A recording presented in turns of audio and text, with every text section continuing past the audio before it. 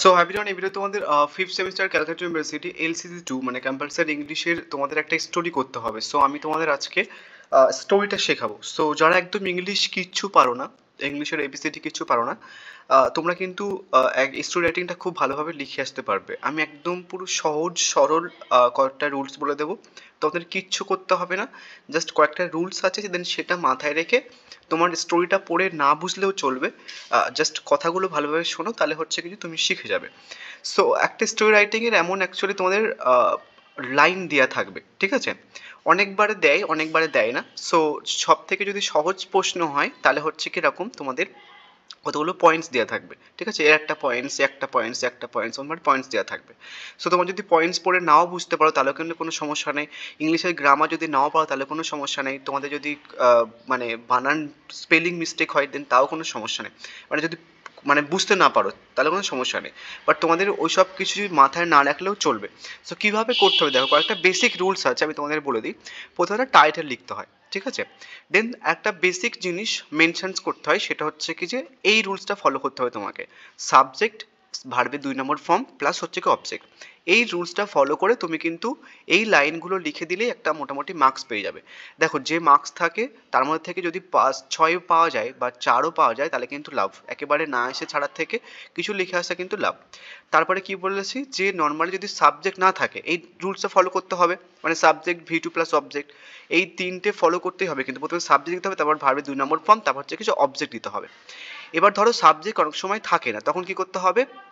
যদি বস্তুবাচক হয়, মানে ইতরবাচক, মানে হচ্ছে কি তোমার যদি খরগোশ বা হচ্ছে কি তোমার মানে তোমার তারপর হচ্ছে কি তোমার খরগোশ প্লাস হচ্ছে কচ্ছপ দেয়, তাহলে হচ্ছে কি যে ইট বা দে ব্যবহার করতে হবে। মানে যেগুলো আর কি নর্মালি প্রাণীরা, এই মানুষ বাদে যারা, তাদেরকে ইট বা দে ইউজ করতে হবে। যদি মানুষ হয় তাহলে, যদি ছেলে হয় তাহলে হি ইউজ করতে হবে, যদি মেয়ে হয় তাহলে হচ্ছে কি যে সি ইউজ করতে হবে, আর দেও ইউজ করতে পারো যদি অনেকজন থাকে। নেক্সট হচ্ছে কি যে ভার্ব, অনেক সময় হচ্ছে কি যে তোমরা ওয়াজ ওয়ার মানে হচ্ছে কি যে ভার্বের ফার্স্ট ফর্ম ইউজ করতে হবে তোমাকে। এবার যারা ভার্বে 2 নম্বর ফর্ম বুঝতে পারছো না, তোমাদের একটুখানি বলে দিই। মানে ভার্বের 3টে ফর্ম হয়। আমি অ্যাকচুয়ালি টেকনিক্যালি পোর্শনস দিকে যাচ্ছি না, মানে একটা মানে নামগুলো বলছি না। গিভ, গেভ, তারপর হচ্ছে কি যে গিভেন, ঠিক আছে? এই ভার্বের 3টে ফর্ম হয়, তো আমাদের এই 2 নম্বর ফর্মটা সবসময় রাখতে হবে। সো আমরা এখান দুটো অ্যাকচুয়ালি আমি তোমাদের স্টোরি রাইটিং পয়েন্টস রেখেছি। প্রথমে হচ্ছে এটা। তো ধরো হচ্ছে কি এখানটায় লাইন পড়ে তুমি কিছু বুঝতে পারছো না, তোমাকে প্রথমে একটা টাইটেল লিখতে হবে। তো লাইন পড়ে তুমি কিছু বুঝতে পারছো না, কি আছে, এ ম্যান আছে পিকড আফ এ পার্টস। সো তুমি জাস্ট এই লাইনটা তুলেই হচ্ছে কি তোমার একটা টাইটেল বানিয়ে দিতে পারো। তো আমরা এই লাইনটা তুলে একটা টাইটেল বানিয়ে দেবো, এই ম্যান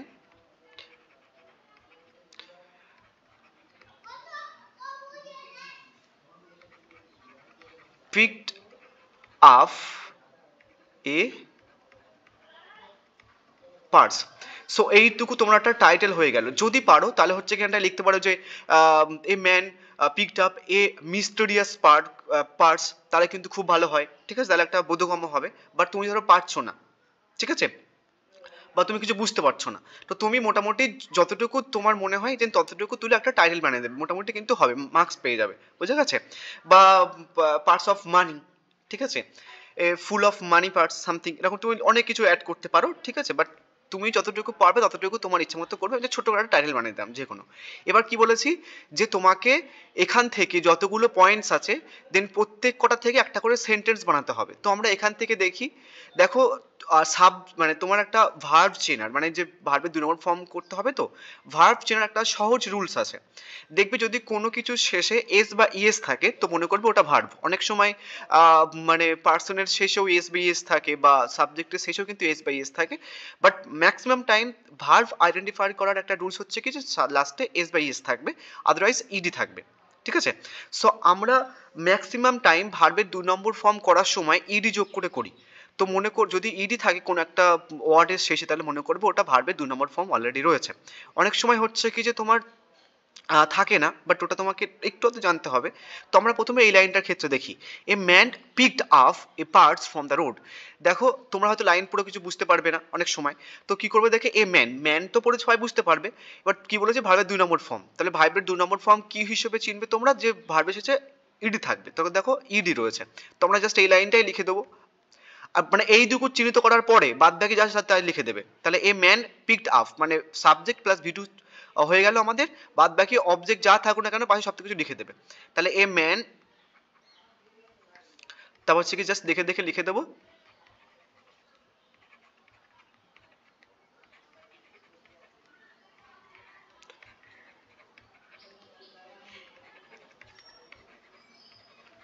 রোড হয়ে গেল, প্রথম লাইনের গল্প শেষ।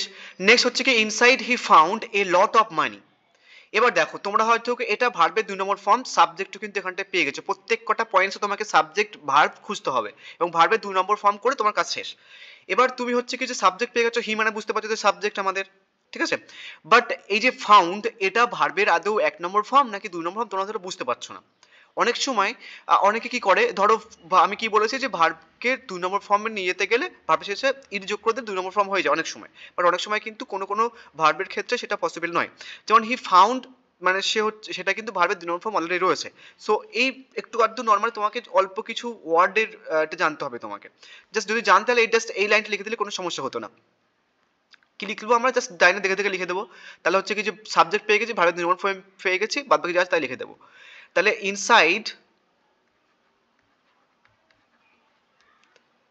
he found a lot of money. এবার দেখো also a card with the owner's address.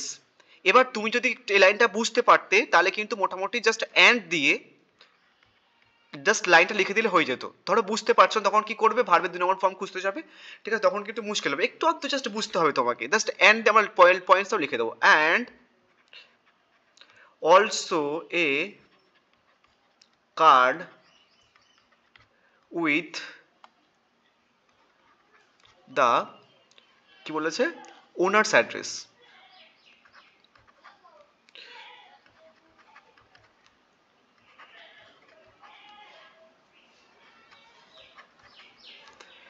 হয়ে গেল।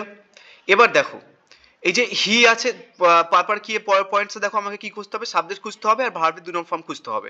তাহলে ভার্ব সাবজেক্ট পেয়ে গেছি, ভার্বের 2 নম্বর ফর্ম কিন্তু পেয়ে গেছি, কারণ ভার্ব একটা ওয়ার্ডের শেষে ইডি আছে। তা জাস্ট এই লাইনটাও দেখে দেখে আমরা এখানটায় লিখে দেবো, বোঝা গেছে। নেক্সট দেখো, তারপর দেখো দা ওনার, তাহলে ওনারটা হচ্ছে কি যে সাবজেক্ট, তাহলে সাবজেক্ট পেয়ে গেছি, ভার্বের দেখো অফার লাস্টে ইডি আছে, মানে এটা ভার্বের 2 নম্বর ফর্ম পেয়ে গেছি, জাস্ট দেখে দেখে এই লাইনটাও আমরা লিখে দেবো। Next the man only said I have done my duty. এইবার তুমি এখানটায় দুটো জিনিস করতে পারো। কি বলেছি যে নর্মালি ভার্বের পাস্ট ফর্ম ইউজ করতে হবে, তো হ্যাভ হচ্ছে কি যে ভার্বের প্রেজেন্ট ফর্ম, তো পাস্ট ফর্ম হ্যাড হবে। তো তুমি জাস্ট এই লাইনটা লিখে দিয়ে I had done my duty এটা করতে পারো, আদারওয়াইজ জাস্ট একটা জিনিস করতে পারো, কোড আনকোডে রাখতে হবে তোমাকে, যদি না রাখো তাহলে এখানটা হ্যাড করে দিলে হয়ে যাবে। এখানটা কি করতে হবে, জাস্ট একটা জিনিস অ্যাড করতে হবে, দ্য ম্যান ডিনাইড মানে অস্বীকার করলো। নেক্সট হচ্ছে কি যে এই লাইনটা দিয়ে পুরো টুকে দেবো, only said, তারপরে যা আছে তাই লিখে দেবো। মোটামুটি ছোট্ট করে হলেও তোমাকে এখানটায় 3 মার্কস দেবে, কিছু না পাওয়ার থেকে 3 মার্কস পাওয়া ভালো। এবার যদি কিছু বানাতে পারো, জাস্ট এইটা সাবজেক্ট ভার্ব অবজেক্ট মাথায় রেখে তুমি কিছু লাইন এখানটা অ্যাড করতে পারো, তাহলে মোটামুটি তোমার হচ্ছে কি স্টোরিটা 1 পেজ মতো হবে, ঠিক আছে। সো আই থিঙ্ক একটু হলেও বোঝা গেছে। আমি আই থিঙ্ক অতটা তোমাদের পারফেক্টলি বোঝাতে পারিনি, বাট তোমরা যদি ইউটিউবে সার্চ করো আমার channel the story writing format LCC, তাহলে কিন্তু একটা খুব সুন্দর পিডিএফ মানে ভিডিও পেয়ে যাবে। আমি কিন্তু অনেক আগে একটা ফরম্যাটের ভিডিও শেয়ারও করেছিলাম। So thank you.